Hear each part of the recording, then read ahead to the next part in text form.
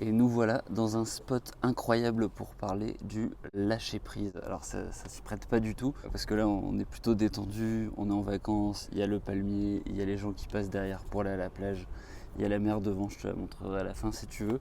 Mais aujourd'hui, je voulais quand même te parler de cette compétence fondamentale pour toute personne qui a soit un travail stressant, soit est en position de manager, de gérer des gens et parfois se sent un petit peu débordé.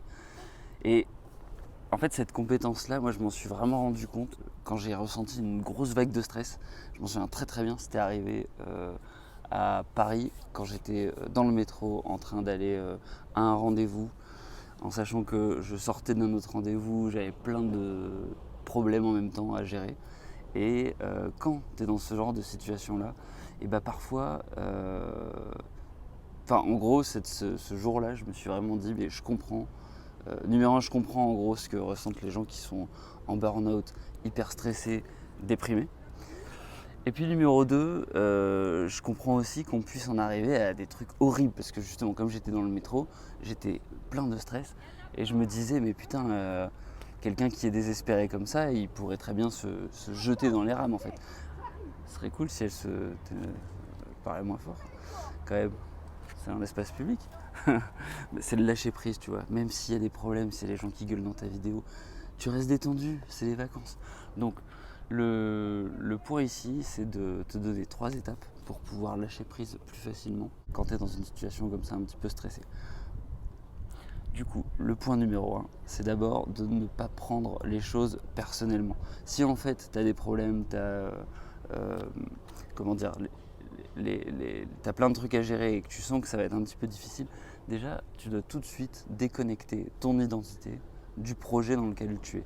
C'est super important parce que dans une situation de stress comme ça où tu dois gérer plein de trucs, ce qui peut arriver c'est que tu aies peur en gros du jugement de ton chef ou de tes clients ou de tes collègues, alors qu'en fait ils vont pas juger si jamais en gros ce que tu livres ça a des conséquences sur eux, ils vont pas te juger toi en tant que personne, ils vont te juger toi en tant que fonction, en tant que, euh, que responsable d'une certaine activité qui n'a pas pu être faite, mais ils vont pas te juger toi en tant que personne. Donc ça c'est le premier point, c'est de ne pas prendre les choses personnellement. Deuxième point, c'est d'être capable de se dire ok je fais de mon mieux. Donc du coup ça implique que tu fais de ton mieux dans ton travail, mais a priori si tu es stressé c'est que justement en gros ton corps, ton esprit te dit attention il y a tel et tel truc à gérer, donc c'est que normalement tu te sens un peu concerné. Et puis ensuite que tu mets les efforts suffisants en face. Donc ça faut espérer que oui. Si c'est pas le cas, il faut se sortir un petit peu les doigts mon ami. Mais a priori les gens stressés en général quand ils sont débordés, c'est qu'ils essaient de faire de leur mieux. Donc déjà essaie de faire de ton mieux. Et puis numéro 3, c'est qu'à un moment donné, quand tu as tout donné et que tu t'es dit que c'est comment dire que tu essaies de pas prendre les choses personnellement, la troisième étape ça va être le lâcher prise, c'est-à-dire on s'en fout. On s'en fout, entre guillemets, il y a plus grave dans la vie et il faut essayer euh, de se détacher du truc en gros. De trouver des petits moments un peu contemplatifs, ça peut être n'importe où. Donc, évidemment ici c'est beaucoup plus facile puisque on est face à la mer comme dirait l'autre, donc c'est plus facile de se trouver dans une situation un peu contemplative, mais ça marche un peu partout.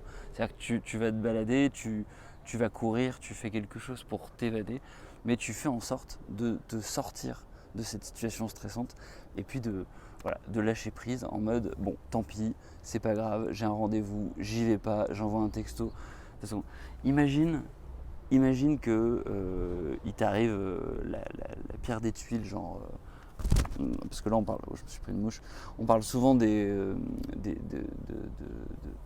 situations où tu dois gérer plein de problèmes, mais c'est pas des problèmes importants. Imagine que, je sais pas, il t'arrive quelque chose important à toi, genre une crise cardiaque, un truc, ou à quelqu'un de ta famille. En fait, tu vas tout arrêter, tu vas tout laisser tomber, tu vas tout mettre sur le côté et tu vas te concentrer là-dessus. Donc, essaie de te dire ça et ça pourra t'aider. D'ailleurs, c'est exactement ce dont parlent les différents bouquins qu'on a résumés assez récemment sur le stoïcisme, à savoir l'ego et l'ennemi. Donc là, c'est plutôt sur cette histoire de prendre les choses personnellement. L'obstacle et le chemin, c'est l'histoire de mettre des efforts en face. Et puis l'art de s'en foutre, c'est l'art de lâcher prise en se concentrant sur ce qui est important. Voilà, donc si ce genre de conseils t'intéresse, n'hésite pas à aller voir ces 3 résumés de livres parce qu'ils sont super complets. Et puis j'espère que cette vidéo t'aidera à lâcher prise. Et moi je te dis à la prochaine. Ciao ciao.